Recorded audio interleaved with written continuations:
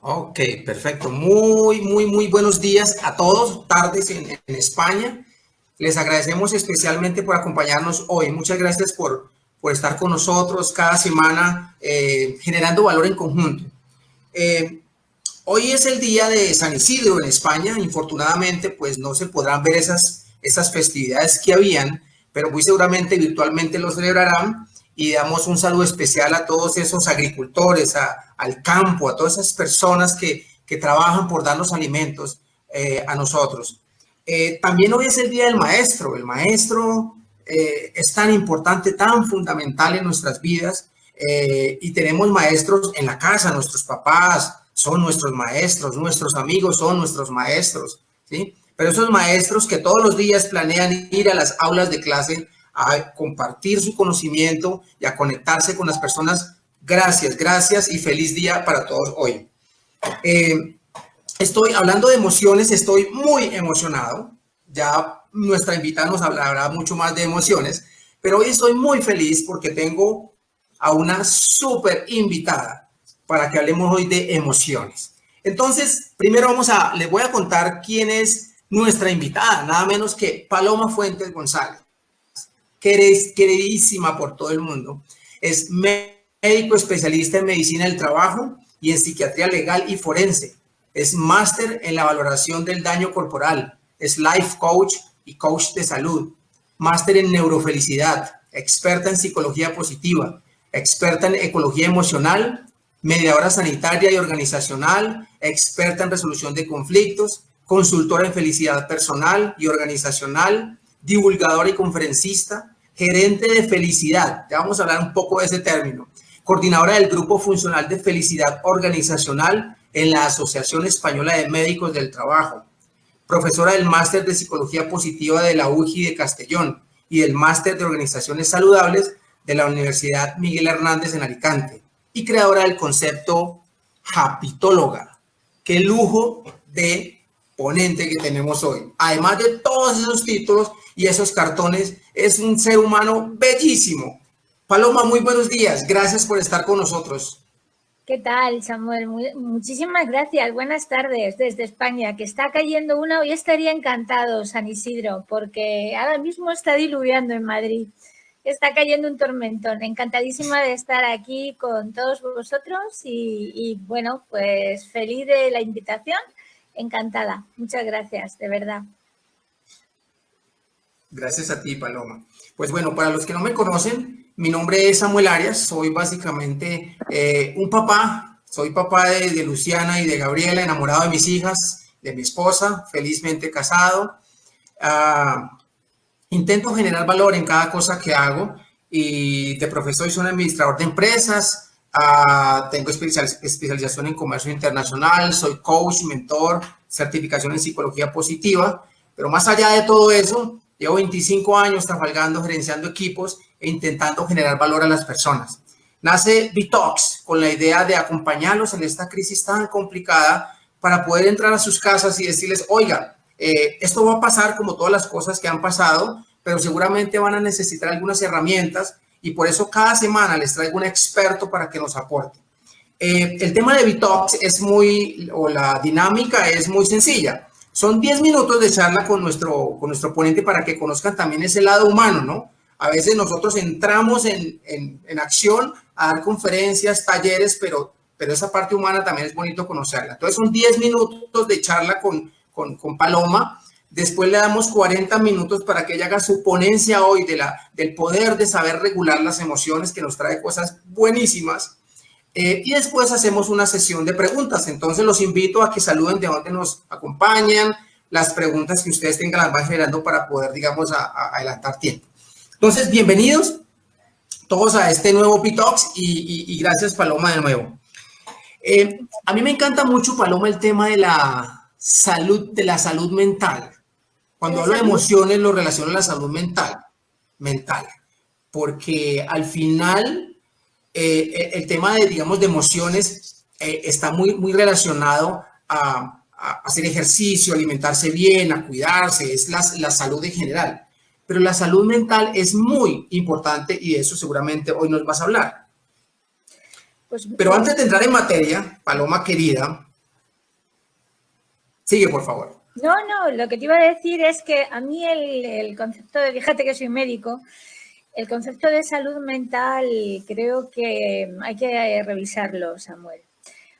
A mí no me gusta el tema, hablar de salud mental, porque en el concepto de salud que yo he desarrollado y que desarrollo cada día en el proyecto que llevo a cabo en la empresa donde trabajo y, bueno, pues en más sitios, en las conferencias y demás, realmente la salud no solamente es la ausencia de enfermedad o ese estado de máximo bienestar físico, mental y social del que habla la Organización Mundial de la Salud, en una definición, por cierto, que hizo en 1948 y que todavía no ha cambiado. Ha introducido pequeñas innovaciones, pero realmente lo sustancial no ha cambiado. Y yo creo que el mundo ha cambiado mucho desde 1948, ¿no?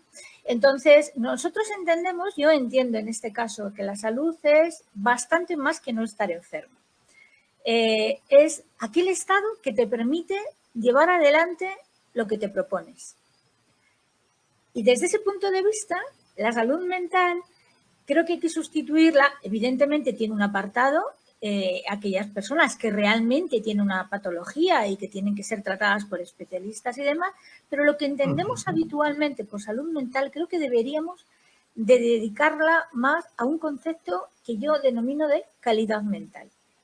Es decir, la calidad mental es lo que deberíamos trabajar todos para que a través de la calidad mental seamos capaces de alcanzar nuestro estado de salud desde ese punto de vista, desde el punto de vista de ser capaces de cumplir, de llevar a cabo aquello que nos propongamos de su mejor manera.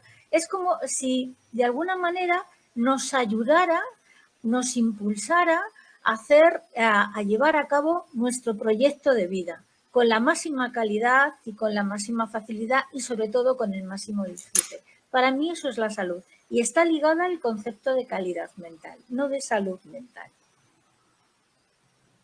Maravilloso. Empezamos aprendiendo, Paloma, gracias. Muy bien, muy bien. Las emociones a mí me han llamado mucho la atención porque al final, Paloma, nos levantamos con una emoción y nos acostamos con una emoción y todo el día estamos gestionando emociones. Entonces, empecemos por, antes de entrar en materia, ¿quién es Paloma? Cuéntanos, ¿quién es Paloma?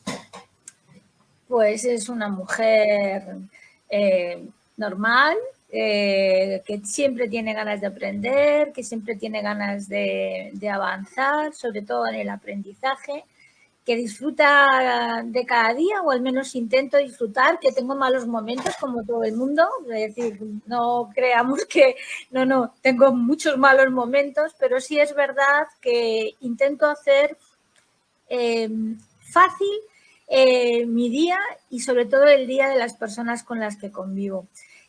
Soy una abuela enamorada de mis nietas, fundamentalmente, una enamorada del arte románico, una enamorada de la música de Vivaldi, de la música clásica en general y del cello en particular. No sé, te podría decir muchas cosas. Fundamentalmente creo que soy una persona que nunca deja de aprender. Te cuento una anécdota. Yo soy una gran viajera, que no te he contado, soy una gran viajera, Samuel. Entonces, y me encanta viajar en barco. A mi pareja y a mí nos encanta viajar en barco. Y entonces, bueno, pues en uno de los cruceros que hicimos, de los viajes que hicimos, llegamos a Sochi, a Sochi, una ciudad rusa, ¿no?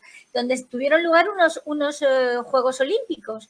Y entonces yo, había un podio con el primero, el segundo, con la medalla de oro, la medalla de plata y la medalla de bronce. Lo dejaron allí pues para los turistas, ¿no? La verdad es que es una ciudad magnífica que me es absolutamente recomendable.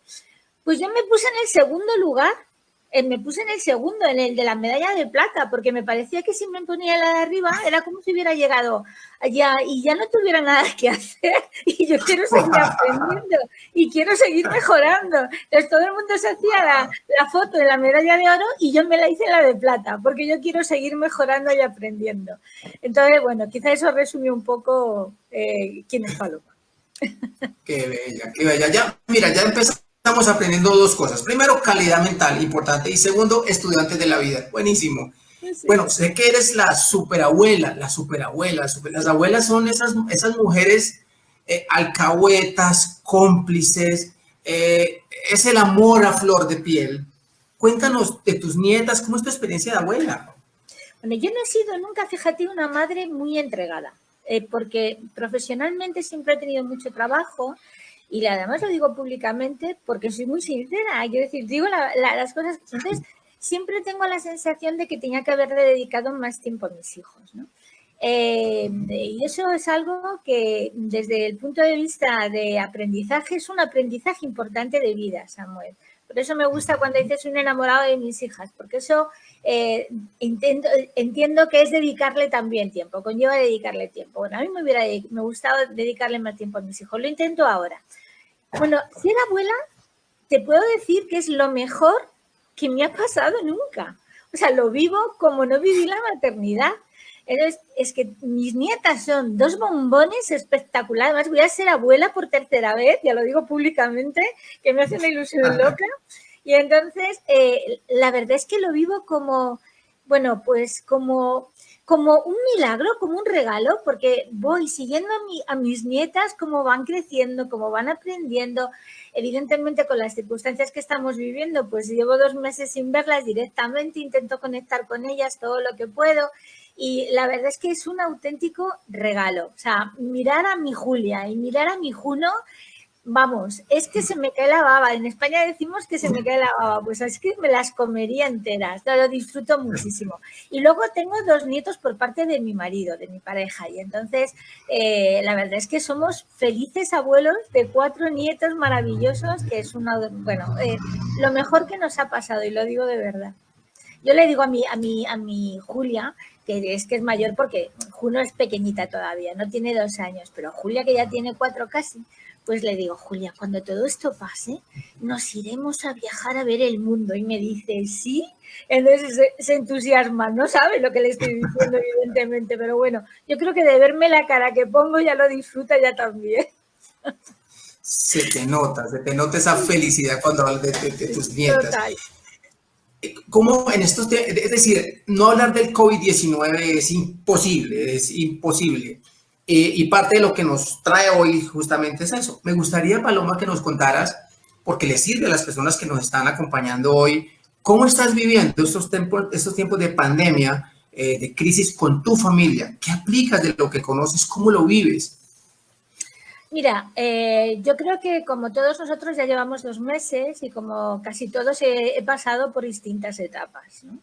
La primera, a mí no me cogió de sorpresa, tengo que decir que yo tenía una cierta ventaja sobre los demás, porque mi hijo pequeño estaba en China. Y entonces a finales de enero yo me traje a mi hijo de China a Madrid, a España, y ya veía que era lo que estaba pasando, ya me había informado, ya intentaba saber qué era un poco lo que nos podíamos encontrar. Y bueno, te contaría cosas que no merece la pena, pero realmente a mí me sorprendió la tranquilidad con la que las autoridades sanitarias se tomaron el tema del COVID, sinceramente.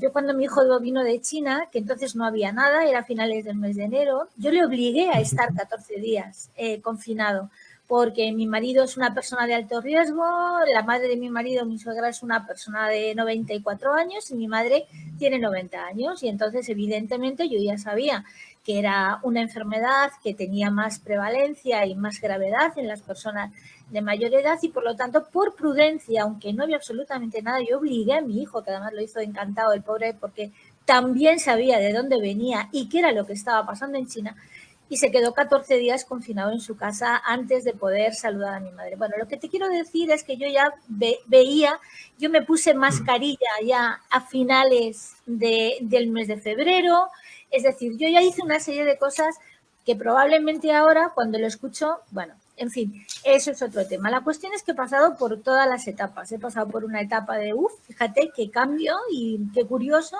Y fíjate lo que, pues el miedo de saber que fuera hay un enemigo importante que nos puede afectar y nos puede costar la vida. Hacer meditación, planificar el día, teletrabajar todos los días, que yo ya teletrabajaba una vez por semana, pero bueno, esto es organizarse de otra manera. Después he pasado también por el cansancio, por la incertidumbre, el miedo controlado, ¿de acuerdo? El miedo controlado. Pero también he pasado por una fase de miedo no controlado, ¿eh? Te digo que cada vez que salgo de casa y acompaño a mi marido al hospital, que tiene que ir al hospital, la vuelta es terrible. No tanto ahora, pero he pasado por una fase cuando la pandemia estaba más alta y demás, una fase muy complicada, de usar mucho lejía, de cambiarme de ropa de modo casi compulsivo, de ducharme casi de modo compulsivo. Después he ido tranquilizando, he ido gestionando esa emoción, miedo, digamos, no fóbica, pero bueno, un poquito más de miedo de lo normal, ¿no? Es decir, he pasado por muchas fases, como entiendo que casi todos nosotros, ¿no? Y ahora pues está la fase de esperanza, la fase de intentar aprender ahora y desde hace tiempo, la fase de intentar aprender de todo esto que nos está pasando, de ayudar a los demás, de la manera en que somos capaces de hacerlo, con las herramientas que tenemos a nuestro alcance y también fundamentalmente, fíjate, de intentar aprender para que cuando salgamos de esto no cometer algunos de los errores que veníamos cometiendo. Vivimos en la sociedad de la prisa, o sea, realmente nuestra sociedad es la sociedad del hacer, no nos paramos nunca a reflexionar sobre cómo nuestra vida, si nos gusta, si no nos gusta, qué podemos hacer mejor, qué es aquello que disfrutamos, aquello que no disfrutamos, es decir, no reflexionamos nunca. Y yo creo que esta situación nos ha abierto un espacio importante del que luego hablaremos, que nos da paso a encontrarnos más con nosotros mismos, a encontrar claves que probablemente de otra manera no hubiéramos encontrado y desde luego es un aprendizaje importante si realmente tenemos las ganas de aprender de ello. Entonces, el mundo que nos vamos a encontrar cuando salgamos es un mundo igual, lo que pasa que con usos y formas diferentes, pero realmente vamos a necesitar lo mismo, Samuel. Vamos a necesitar afecto, vamos a necesitar recibir y dar afecto, vamos a necesitar seguir aprendiendo, vamos a necesitar cuidarnos y cuidar de los demás. Es decir, realmente lo esencial no ha cambiado. Van a cambiar los usos y las maneras de llevar a cabo lo esencial. Y en eso también podemos aprender, ojalá que nos sirva para mejorar las cosas que en este momento tenemos que mejorar todos. Maravilloso. Estoy seguro que así va a ser. Digamos, esta pandemia nos ha mostrado lo mejor que tenemos los seres humanos. Hay algunas manchas grises, pero en general se está volcando esa parte humana que tenemos y ahí es donde tenemos que regresar a lo esencial, a lo humano. Vamos exacto, a lo esencial. Vamos Paloma, a entrar en materia de hoy. Y quiero siempre pasarte a los pasos a todos por las preguntas rápidas. Es una pregunta rápida, respuesta corta. ¿Qué libro estás leyendo actualmente? Ahora mismo, el libro de El lenguaje de la felicidad, de mi amigo Luis Castellanos. Oh, maravilloso, maravilloso. Es el lenguaje optimista, buenísimo, Castellanos. Una canción. Una canción. Uy. Cualquiera de Mercedes Sosa. Mercedes Sosa, gracias a la vida que me ha dado por ejemplo. ¿A quién admiras? A mi marido. A mí, wow, esa respuesta me mató, buenísima. A mi marido. Si tuvieras la oportunidad de pasar 15 días con una persona que admiras, aparte de tu marido, ¿a quién elegirías como compañero de viaje? A mi madre. ¿Tu madre? A mi madre, porque tampoco le he dedicado mucho tiempo últimamente a mi madre. Bueno, tu madre, qué bueno, qué bueno. Y esta pandemia también nos está llevando digamos, a generar conciencia, ¿no? De la importancia de valorar los seres queridos, de aprender, como dices tú, estudiantes de la vida. Y como vamos a hablar de neurociencia, de cerebro, de emociones, pues el cerebro todo el tiempo está aprendiendo, bien o mal, pero todo el tiempo está aprendiendo. De ahí la importancia de generar conciencia de qué estamos guardando en nuestro cerebro. Entonces, vamos a hablar un poco de cómo una médica pasa a ser gerente de felicidad de una compañía. Cuéntanos brevemente cómo haces ese paso, ¿por qué? Porque yo, además de ser la médica, como tú dices, era la responsable del área de psicosociología. En España la prevención tiene una serie de especialidades. Nosotros dividimos la psicosociología y la ergonomía y había responsables de cada una de ellas. Y yo era la responsable del área de psicosociología. Y me dedicaba a hacer las evaluaciones de riesgo psicosocial y me dedicaba a estudiar el estrés, sus consecuencias, a prevenirlo, bueno, a hacer todo lo que tenía que ver con el máximo riesgo psicosocial que hoy por hoy sigue siendo y continúa siendo el estrés. Y yo me daba cuenta con la doble visión que tenía, que era un privilegio de médico por una parte y responsable de psicosociología por otra, que no me cuadraba. No me cuadraban los resultados de la evaluación de riesgo psicosocial porque prácticamente no teníamos estrés. Trabajo en una compañía que es una maravilla, Samuel, una maravilla. O sea, trabajo en una compañía que cuida a las personas con mimo y con ternura, te diría yo. Entonces, realmente no había más que puntualmente situaciones y momentos del año en determinados puestos que podían conllevar un estrés y en todo caso era un estrés moderado, ¿no? Y sin embargo veía gente que tenía patologías que podían ser causadas, que podían tener una base asociada al estrés. Y empecé a estudiar todo lo que era la psiconeuroinmunología, todo lo que es la parte efectivamente de emociones, todo lo que tiene que ver con la mente. Empecé a apasionarme y llegué a la conclusión de que no tener estrés es imposible. Es decir, que estamos tratando el estrés como si fuera negativo cuando realmente el estrés es una gozada, es un regalo de la naturaleza. Y entonces empecé a cambiar la visión y mi visión cambiada intenté transmitirla a los responsables en aquel momento de prevención con una visión de no tener estrés, sino tener estrés, pero hacer que la gente sea feliz. Entonces, bueno, pues a partir de ahí creé un modelo que luego he ido cambiando. Primero fui la responsable de bienestar emocional hasta que un día me dijeron, oye, mira, que esto nos gusta. Te vamos a proponer si quieres que creemos un área específica de felicidad. Te puedes imaginar el salto que pegué. Samuel, vamos, que es que no me lo creía, vamos, que me iba de vacaciones y me fui de vacaciones pensando que a la vuelta, vamos, me habían hecho el mejor regalo de mi vida, ¿no? Después de mis nietas.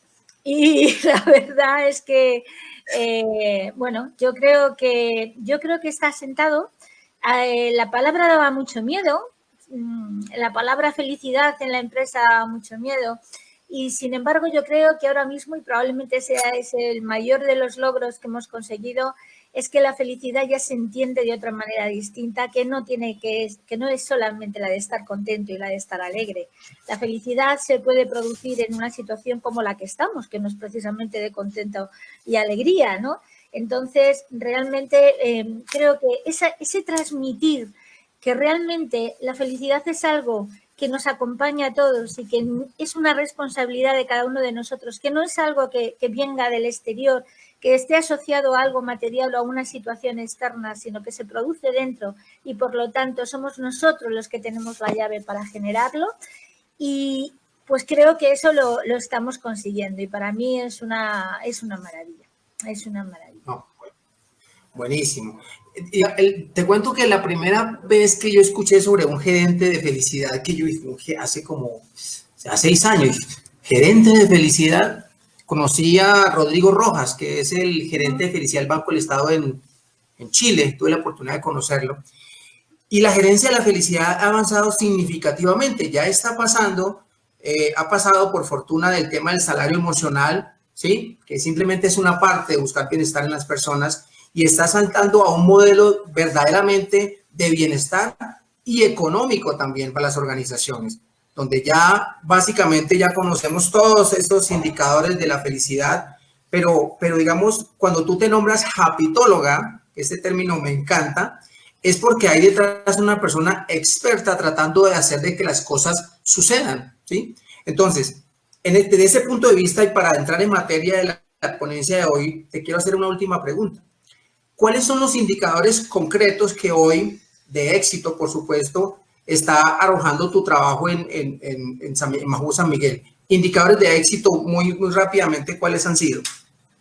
Pues los indicadores de éxito son, mira, la cantidad de gente que acude mensualmente a todas las actividades que vamos proponiendo.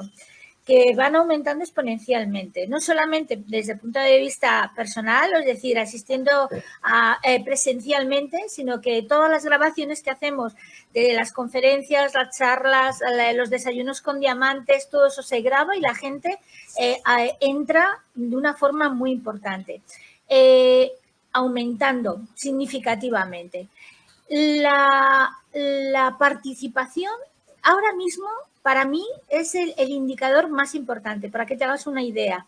El año pasado hicimos un proyecto, un programa que se llamaba Aguas de Felicidad, orientado exclusivamente a toda la parte de personas que trabajan en el área comercial, que son personas que no van a una oficina normalmente, sino que tienen coche y trabajan con su coche visitando restaurantes, bares, cafeterías y demás, ¿no?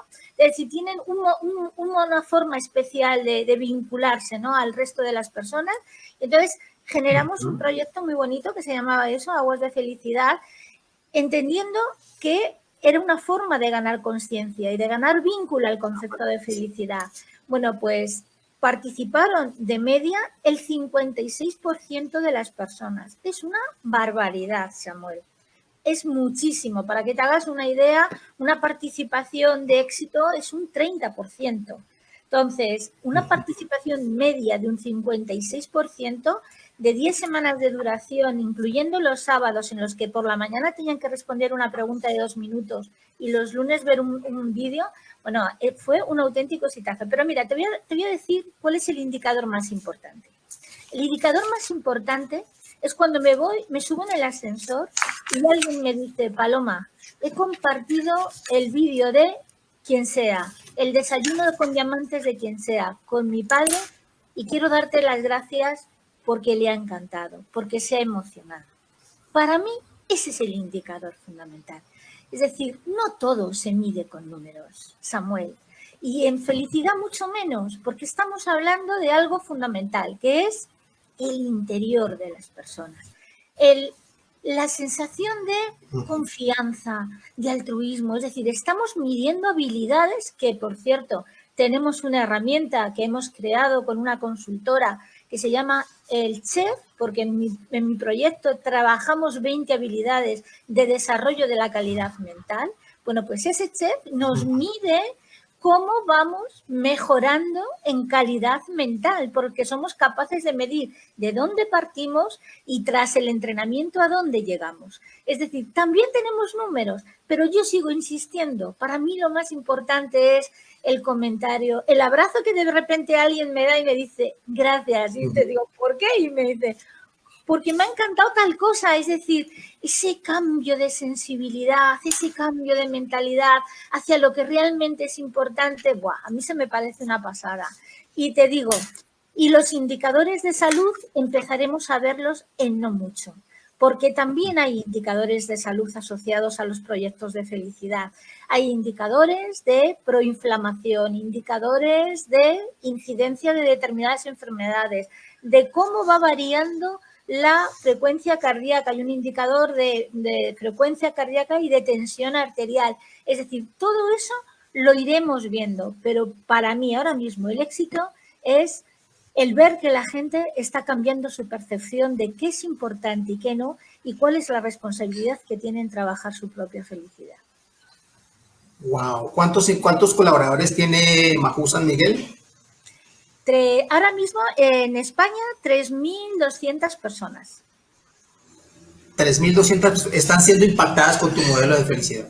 Sí, hasta me fui a la India, que tenemos una fábrica, y me fui a la India y una conferencia en la fábrica de la India.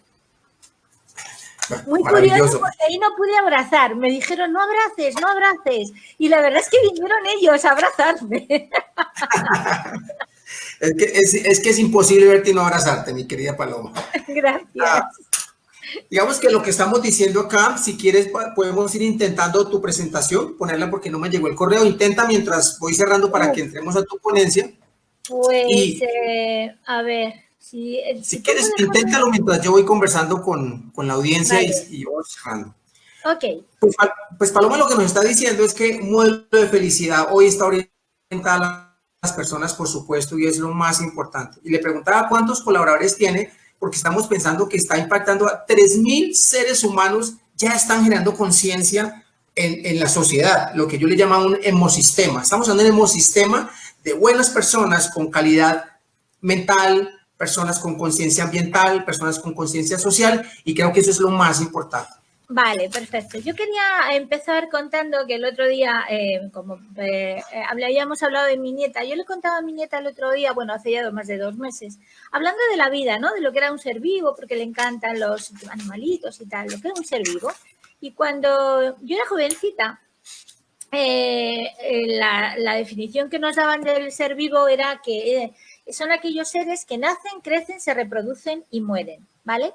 Nosotros estaríamos, pues dependiendo de la edad que cada uno tenga, en una de estas fases, ¿de acuerdo?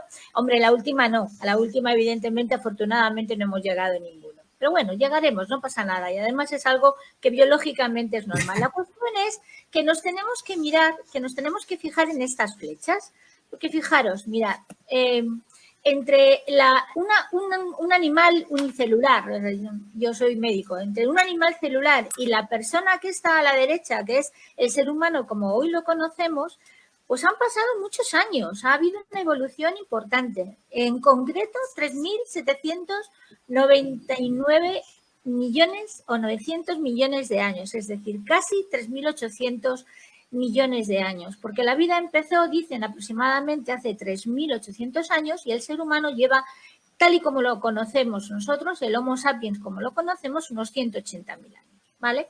Bien, ¿por qué cuento esto?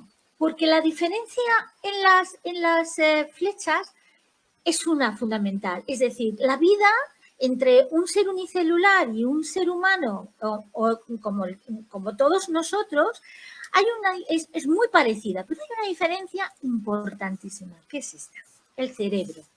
Nuestro cerebro, el cerebro de un ser humano, es un cerebro único. No existe ningún cerebro que se conozca en el universo conocido igual. Para darme un poco de prisa, es importante que recordemos que dentro del cerebro tenemos 3 cerebros distintos. El cerebro reptiliano, aproximadamente unos 500 millones de años, que es el cerebro de los instintos, el cerebro de la supervivencia.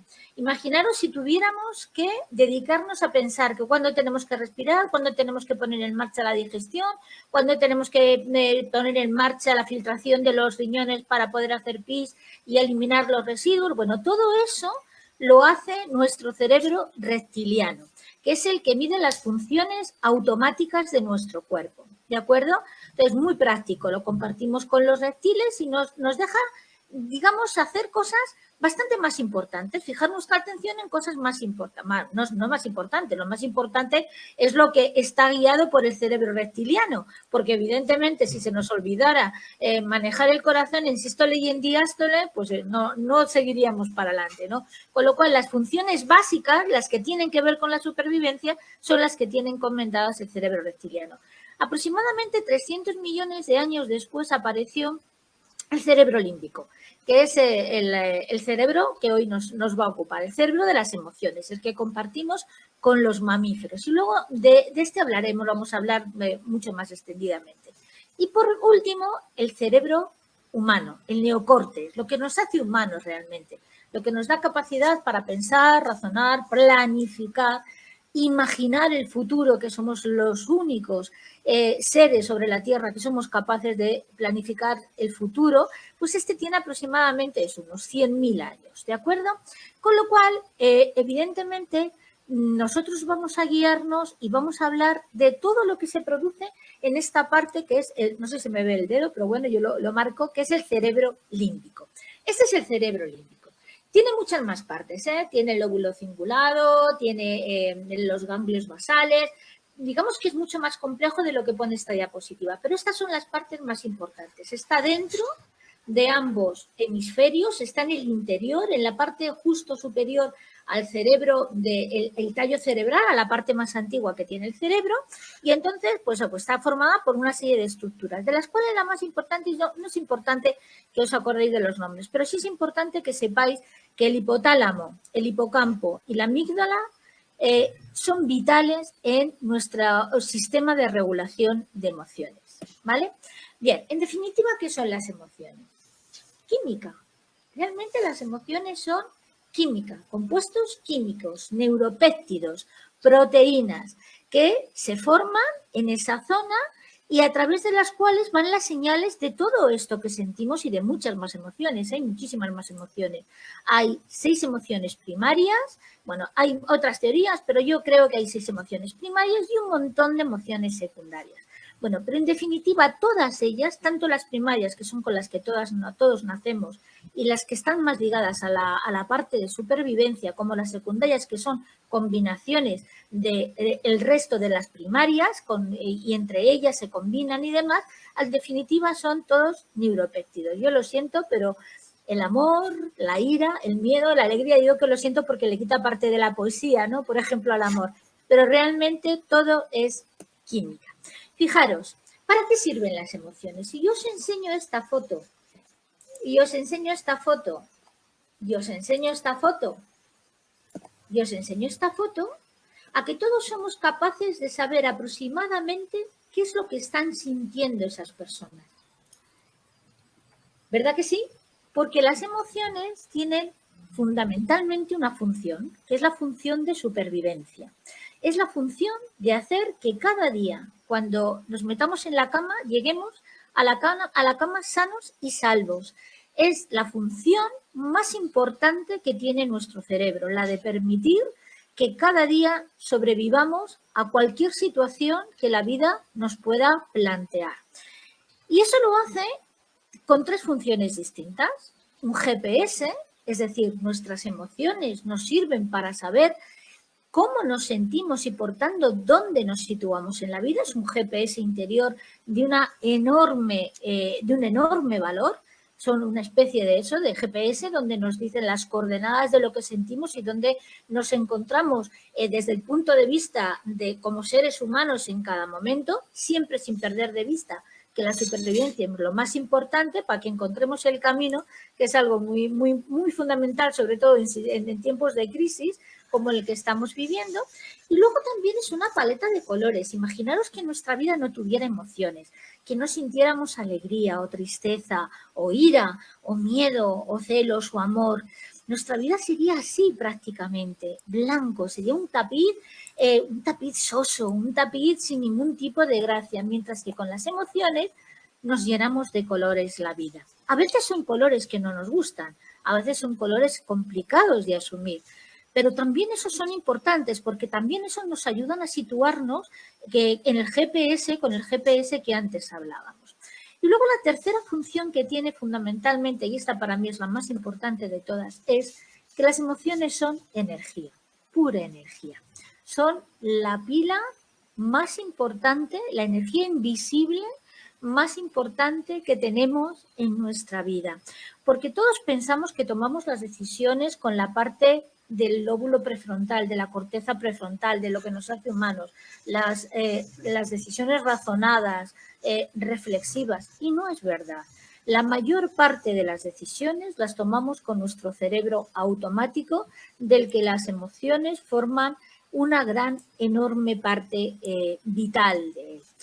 Esa batería, fijaros si incluso se puede ver en un estudio que se hizo en la Universidad de Helsinki, y es que esta diapositiva me parece de lo más llamativa. Se hizo un estudio en el que se cogió a 765 personas y se las dividió en 6 grupos por cada una de las 6 emociones básicas. El miedo, la ira, la tristeza, el asco, la sorpresa y la felicidad, la alegría. Bien, pues a cada uno de esos grupos se les pasó una película, una historia que tenía que ver con cada una de esas emociones. Y a continuación, nada más terminar, se les pasó por una cámara de infrarrojos. Como las emociones son energía, la cámara de infrarrojos lo que hizo fue localizar dónde tenía fundamentalmente localizada la energía.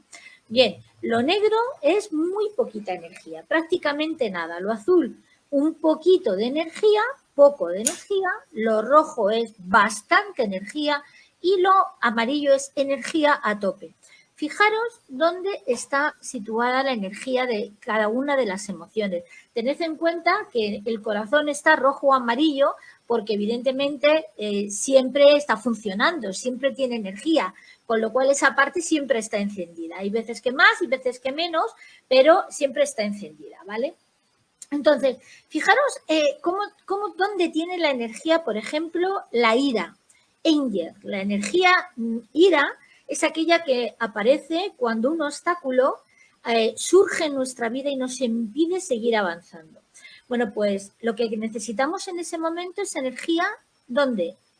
En las manos, en los puños, para derribar ese obstáculo. Entonces, tiene energía en el cerebro, tiene energía en toda la parte de arriba y tiene en la parte del tórax energía sobre todo en los brazos. Fijaros que es la emoción que más energía acumula en los brazos, porque necesitamos acumular toda esa energía para derribar ese obstáculo que no nos está dejando seguir avanzando. Fijaros dónde tiene la tristeza, sadness, acumulada la energía. Prácticamente está apagada, tiene muy poquita energía. ¿Por qué? Porque el miedo la tristeza aparece como consecuencia de un cambio importante y negativo en nuestra vida, que lo que hace es que nos lleva a recolocarnos y por lo tanto la energía la necesitamos más dentro que fuera. Con lo cual, digamos que nos lleva a mirar dentro, es una emoción que nos lleva a mirar dentro. Y por último, como no tenemos mucho tiempo, vamos a hablar de la felicidad, la alegría. Bueno, yo simplemente os hago la atención, os llamo la atención sobre que es la única emoción que está, bueno, el cerebro está a tope, fijaros cómo está el cerebro, está que se sale, ¿vale? Y es la única emoción que tiene todas las partes del cuerpo iluminadas, un poquito más, un poquito menos, pero todas las partes iluminadas. Incluso es la única que ilumina las extremidades inferiores, cosa que en el resto prácticamente están todas a cero, ¿vale? En una de las conferencias que di, esto lo cuento porque me parece muy divertido, alguien me dijo una vez que no estaba de acuerdo, que la emoción que nos llenaba más de energía entendía que era el amor. Y entonces dije, oye, pues yo qué sé, a lo mejor tiene razón y es verdad. Y entonces, como el estudio se hizo extensivo a las emociones secundarias, no a todas, pero a algunas de las emociones secundarias, lo miré y lo incorporé. Mirad el amor. El amor es esto. No sé si me estáis viendo con el punzón. Bueno, el amor tiene mucha energía en el cerebro, mucha energía en el tórax y mucha energía en otros sitios. Pero los pies y los brazos, pero sobre todo las piernas y los pies los tiene prácticamente sin energía. Luego, por favor, comparad felicidad y amor y veréis que no, que la única energía que nos llena por completo del todo es la única emoción, es la felicidad. Bien, hay algo que es muy importante que tengamos en cuenta y es que la felicidad, perdón, que la emoción en general, todas las emociones son automáticas. Por eso yo le decía el otro día a Samuel que gestionar, a mí no me gusta mucho la palabra de gestionar emociones, el término gestionar emociones, porque las emociones me parece que se gestiona lo que uno tiene capacidad de gestionar, ¿no? Entonces, realmente las emociones aparecen de forma automática, son instantáneas. Lo que sí que es verdad es que aparecen siempre ligadas a esto. ¿Quién enciende mi emoción? ¿Quién enciende mi cerebro automático en la emoción? Lo enciende mi pensamiento. Los pensamientos son los prolegómenos, el que da lugar, el que genera la emoción. Es decir, siempre una emoción es secundaria a un pensamiento. Luego, si sabemos que la mayor parte de los pensamientos son automáticos, de los aproximadamente 60.000 pensamientos que tenemos cada día, el 95% son automáticos y no los controlamos, es muy importante que nos demos cuenta de que la mayor parte de las emociones que tenemos, todas son automáticas, pero va a ser muy complicada regularlas porque nos estarán ligadas a pensamientos que tampoco vamos a poder controlar. ¿De acuerdo? Aunque sí es verdad, fijaros, y esto es una cosa que salió, se investigó hace no mucho, parece que hay una pequeña franja de tiempo entre que pensamos un pensamiento de forma automática, vamos a llamarlo así, y hacemos consciente el pensamiento. Es decir, nuestro cerebro piensa por nosotros y entre que piensa por nosotros y que hacemos consciente ese pensamiento transcurren 0,25 segundos. Fijaros, estos 0,25 segundos serían como el tiempo, la herramienta perfecta en la que yo soy capaz de cambiar el signo de mi pensamiento. Esto evidentemente en la mayor parte del día no es práctico, pero ojo, cuando tengamos que tener pensamientos, tomar decisiones y por tanto tener pensamientos de mucha calidad, tomados desde la reflexión, desde nuestra parte izquierda del cerebro, el cerebro reflexivo, el cerebro racional, es importante que sepamos que este pensamiento es automático o este pensamiento ahora lo he pensado con esta parte. En definitiva, pensamientos son los antecesores de las emociones. Las emociones son automáticas. La mayor parte de los pensamientos también, pero somos capaces de cambiar el signo de nuestros pensamientos entrenando nuestro cerebro adecuadamente. Bien, ¿cuál es el problema de no regular las emociones? El problema de no regular las emociones es lo que yo llamo y otras personas llaman las emociones atrapadas. Es que nos quedamos atrapados en las emociones. No hay emociones buenas o emociones malas. Hay momentos en que la ira es una emoción necesaria, momentos en que la tristeza es una emoción necesaria y momentos en los que el miedo, como por ejemplo la situación en la que estamos viviendo y que nos mantiene confinados en casa, si no hubiera sido por el miedo, no nos hubiéramos mantenido confinados en casa con la misma facilidad, entre comillas, a pesar de todo, es decir, con la misma naturalidad, vamos a decirlo así, con la que llevamos todo este tiempo confinados. Es el miedo el que nos facilita el que estemos aquí. ¿El problema cuál es? El problema es cuando se queda enganchada la energía que toda emoción lleva, se queda enganchada dentro y no solamente no somos capaces de expulsarla fuera cuando son emociones complicadas de digerir, sino que además nos atrapan y nos dejan así atrapados dentro de la emoción y la emoción atrapada dentro de nosotros. Por eso es tan importante regularlo, porque en ese momento las emociones nos enferman. Las emociones atrapadas, todos los que me estáis escuchando, pensad, una emoción atrapada es una emoción que más tarde o más temprano va a producir una enfermedad, va a producir un problema. Y la mayor parte de las personas que acuden al médico con un síntoma, el que sea un dolor de cabeza, no hablo de enfermedades importantes, hablo de lo que habitualmente casi todos los médicos oímos cada día: dolor de cabeza, dolor de tripa, palpitaciones, tensión arterial alta, dolor de cuello, dolor de espalda, es decir, lo que es hoy por hoy la prevalencia más importante de enfermedades con las que las personas acudimos a nuestro médico cada día, la mayor parte, insisto, corresponde a una emoción, una energía que no ha salido adecuadamente, que no hemos sabido echar al exterior, expulsar al exterior adecuadamente después de haber cumplido su función. Insisto, no hay emociones buenas o malas, hay emociones, todas son buenas, emociones útiles, y una vez que han sido útiles hay que deshacerse de ellas, ¿de acuerdo? Y seguir adelante. Por lo tanto, antes decíamos que la calidad emocional es la capacidad de regular, fijaros que no hablo de inteligencia emocional, que es un concepto importante, aquel que nos permite identificar, entender, comprender y manejar las emociones propias y las emociones de los demás. A mí me encanta hablar del concepto de calidad emocional. Y la calidad emocional, que sería prácticamente lo mismo, nos lleva, se trabaja como parte de la calidad mental que trabajamos nosotros en todo el área de nuestro proyecto de felicidad.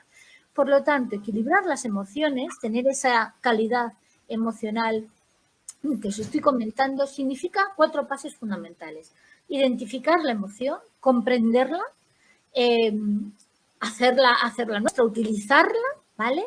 Aplicarla y después regularla. ¿Regularla qué es? Primero bajarla de intensidad y después terminar ya con ella. Es decir, bajarla tanto de intensidad que que la hagamos desaparecer, que podamos llegar a hacerla desaparecer. La calidad mental y, por tanto, la calidad emocional tiene que ver con 4 áreas fundamentales de nuestro cerebro. Trabajar estas 4 áreas es muy importante.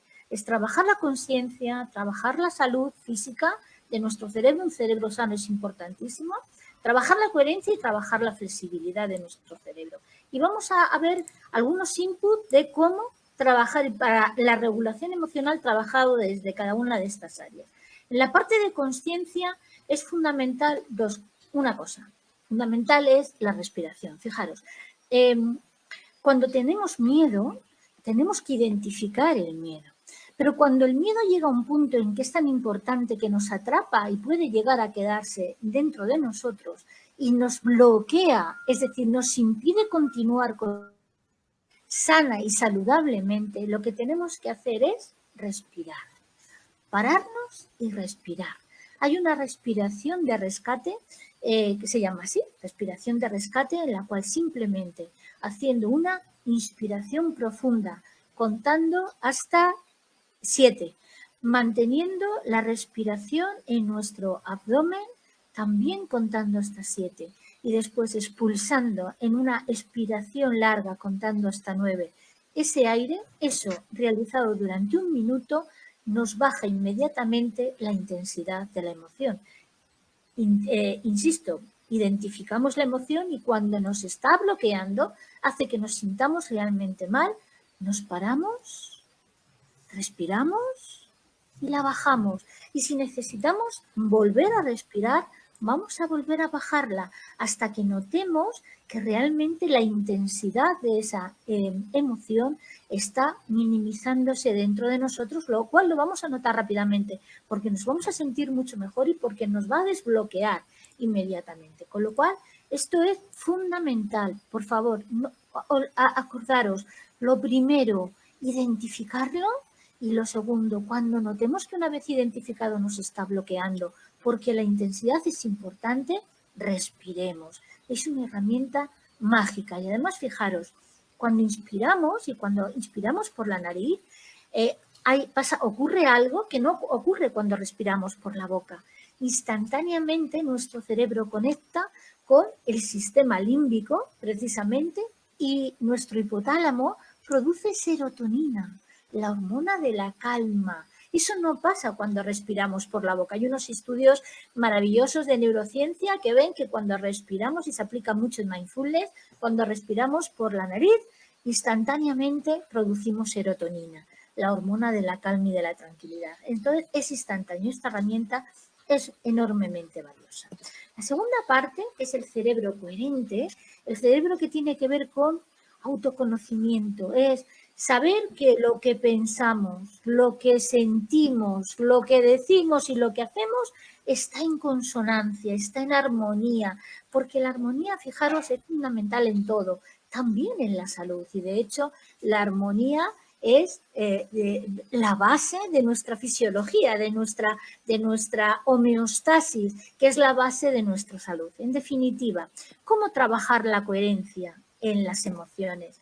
Escuchándonos. Tenemos que escuchar qué pensamos, escuchar nuestros propios pensamientos. La persona con la que más hablamos al cabo del día somos nosotros. Nos estamos parloteando constantemente y la mayor parte de las veces los mensajes que nos lanzamos no suelen ser positivos, suelen ser bastante duros con nosotros mismos. Escuchémonos, ¿qué nos decimos?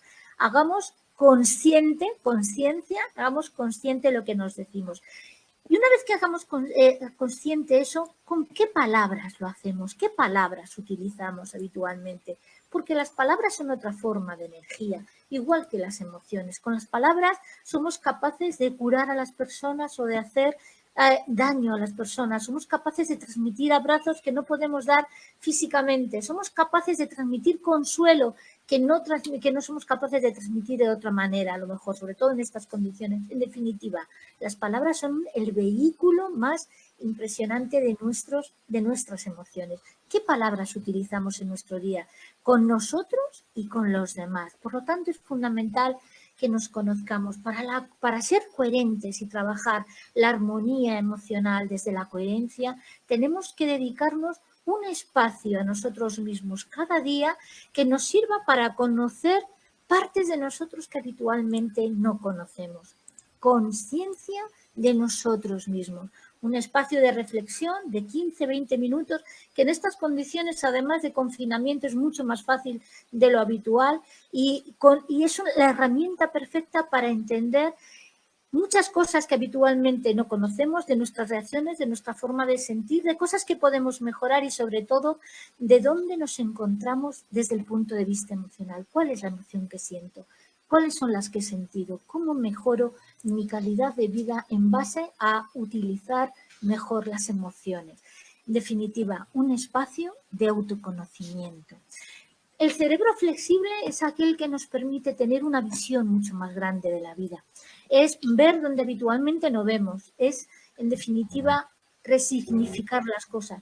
Resignificar las cosas es tener más llaves que nos permitan tener acceso a más herramientas, que nos permitan tener acceso a más claves de nosotros mismos y de los demás, más claves de situaciones, de soluciones a situaciones, más claves de autoconocimiento, más claves de dar respuesta a determinadas circunstancias, más claves de crecimiento personal, en definitiva, a resignificar nuestra vida, porque fijaros, todo depende de lo que nos digamos, cuál es el relato que nos contamos cada día de nuestra vida, porque ese relato de nuestra vida es lo que nos va a marcar el día siguiente. En este instante estoy trabajando mi instante siguiente, resignificando mi instante de ahora mismo, voy a darle probablemente un significado distinto a dentro de 5 minutos que también forma parte de nuestra vida.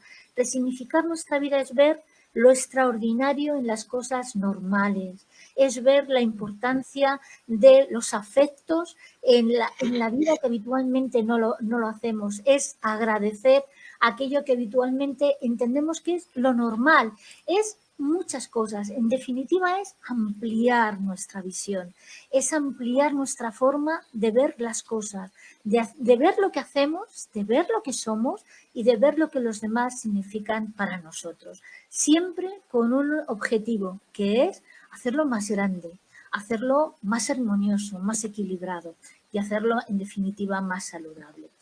El cerebro sano, evidentemente, se trabaja de muchas maneras, con ejercicio físico, con una alimentación saludable, pero aquí quería traeros algo que me parece fundamental, el sueño.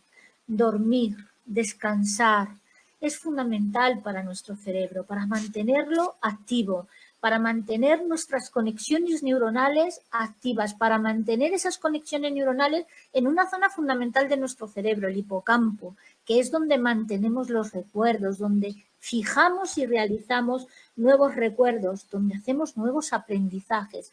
Por lo tanto, es vital que mantengamos ese sueño. Primero, porque necesita nuestro cerebro descansar y por la noche el cerebro se limpia. No, el cerebro no se para nunca, está constantemente trabajando, pero por la noche hace algo vital, que es eliminar las toxinas. Y os puedo asegurar que con un metabolismo tan acelerado como el que tenemos, 25% del consumo de oxígeno y de glucosa, evidentemente, hacemos muchos residuos, generamos muchos residuos. Bueno, pues eso el cerebro lo limpia por la noche. Y luego además fijamos los recuerdos. Aprendemos durante el día, pero realmente el proceso de aprendizaje se fija y es la parte de la noche, la parte del sueño es vital para que al día siguiente lo hayamos incorporado a nuestra memoria. Entonces, es vital que durmamos bien. 7 horas, entre 7 y 8 horas es el sueño adecuado. En estas condiciones de crisis, cuidad muchísimo vuestro sueño. Todo, cuidad en la alimentación, cuidad también el ejercicio, pero el sueño es importantísimo. Y en situaciones de no crisis también. Hay que mimar el sueño porque el sueño es salud para nuestro cerebro. Y lo siguiente son las relaciones sociales. Fijaros, nuestro cerebro se alimenta de 3 cosas. Se alimenta realmente, es decir, se nutre de 3 cosas. De oxígeno y de glucosa vitales y de afecto. Nuestro cerebro necesita afecto para crecer incluso desde el punto de vista orgánico. Por eso es tan importante para nuestra salud de regulación emocional, nuestra calidad emocional, mantener una red de afectos emocionales fuerte, potente. Lo dice el estudio de Harvard más largo, el estudio que se ha llevado a cabo en la Universidad de Harvard más largo que se ha llevado a cabo en la historia de la psicología, el estudio de desarrollo adulto, que todavía sigue adelante y en cuyas conclusiones dice que la felicidad de las personas está ligada fundamentalmente a la solidez de las relaciones sociales que somos capaces de establecer a lo largo de nuestra vida. Con nuestra familia, con nuestra pareja, con nuestros amigos, con nuestros compañeros de trabajo, con nuestros vecinos, con la gente con la que convivimos cada día y con los que no convivimos también, porque realmente estamos todos absolutamente unidos. En definitiva, establecer esa red social, mantenerla viva, cuidarla, mimarla, es fundamental para regular nuestras emociones. Por tanto, tenemos que hacer del afecto nuestra prioridad.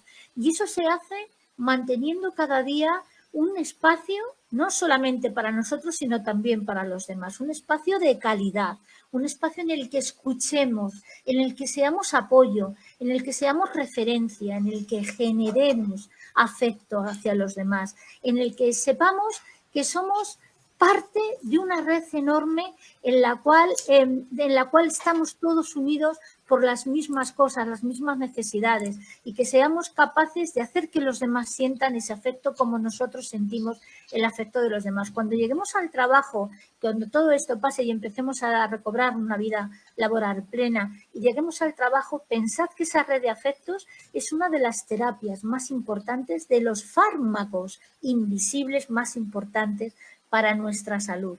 No vamos a poder abrazar con los brazos, pero vamos a poder abrazar con las palabras. No vamos a poder acercarnos mucho a las personas para mantener la distancia física, pero sí vamos a poder mandarles mensajes de gratitud, mensajes de reconocimiento. Sí vamos a poder mandar nuestro afecto y nuestro cariño de muchas maneras, porque el efecto sobre nuestro sistema límbico es exactamente igual. Generar emociones positivas, emociones no positivas, emociones maravillosas para mantener esa red de afectos y recibir de los demás las mismas emociones. Esta diapositiva me encanta porque, fijaros, en un momento vais a ver cuál es el efecto de alguien que mantiene una regulación emocional buena. Es maravilloso porque realmente, porque voy a pasar otra vez, porque realmente merece la pena. Es lo más contagioso, regular adecuadamente nuestras emociones es lo más contagioso que podemos hacer. Ayudar a los demás a regularlo es el objetivo número 1. Y quería terminar con un poema en el que se resume un poco todo lo que os he contado. Este poema es muy famoso. Primero se pensó que era un poema que había aparecido en un banco de una iglesia hace muchos años, en el siglo XVI. No es verdad, es de un abogado y filósofo que vivió a primeros de siglo y que es verdad que solamente se publicó cuando su mujer lo encontró y publicó un libro cuando su marido había muerto, y la mujer publicó un libro con muchos poemas que había encontrado de su marido, escritos de su marido, en un libro que se llamaba Desiderata Happiness. Desiderata es deseos de lo que sea, ¿no? En este caso, deseos de felicidad. Bueno, pues lo voy a leer, es muy corto, no, parece que es mucho, pero no es mucho, veréis. Dice, camina plácido entre el ruido y la prisa y piensa en la paz que se puede encontrar en el silencio. En cuanto te sea posible y sin rendirte, mantén buenas relaciones con todas las personas. Enuncia tu verdad de una manera serena, emoción y clara. Y escucha a los demás, incluso al torpe e ignorante. También ellos tienen su propia historia. Evita a las personas ruidosas y agresivas, emoción, ya que son un fastidio para el espíritu. Si te comparas con los demás, te volverás vano y amargado, pues siempre habrá personas más grandes y más pequeñas. Es importante que recordemos que somos únicos cada uno de nosotros. Disfruta de tus éxitos, lo mismo que de tus fracasos. Mantén el interés en tu propia carrera, por humilde que sea. Es un verdadero tesoro en el fortuito cambiar de los tiempos. Sé cauto en tus negocios, pues el mundo está lleno de engaños, mas no dejes que esto te vuelva ciego para la virtud que existe. Hay muchas personas que se esfuerzan por alcanzar nobles ideales. La vida está llena de heroísmo y lo estamos viendo cada día, ¿verdad? Sé sincero contigo mismo, en especial no finjas el afecto. Entrégalo con generosidad, redes, y cuida del amor, pues en medio de todas las arideces y desengaños es perenne como la hierba. Acata dócilmente el consejo de los años, abandonando con donaire las cosas de la juventud. Cultiva la firmeza del espíritu para que te proteja de las adversidades repentinas. Muchos temores nacen de la fatiga y la soledad. Sobre una sana disciplina, sé benigno contigo mismo, espacio de autorreflexión, de autoconocimiento. Tú eres una criatura del universo, no menos que los árboles y las estrellas. Tienes derecho a existir, y sea que te resulte claro o no, indudablemente el universo marcha como debiera. Aceptación, ¿verdad? Por eso debes estar en paz con Dios, cualquiera que sea tu idea de Él, y sean cualesquiera tus trabajos y aspiraciones. Conserva la paz con tu alma en la bulliciosa confusión de la vida. Incluso con sus farsas, penalidades y sueños fallidos, el mundo es todavía hermoso. Admíralo y esfuérzate por ser feliz. Eso es lo que yo os deseo a todos, que os esforcéis por seguir siendo felices o serlo un poquito más cada día. Muchísimas gracias.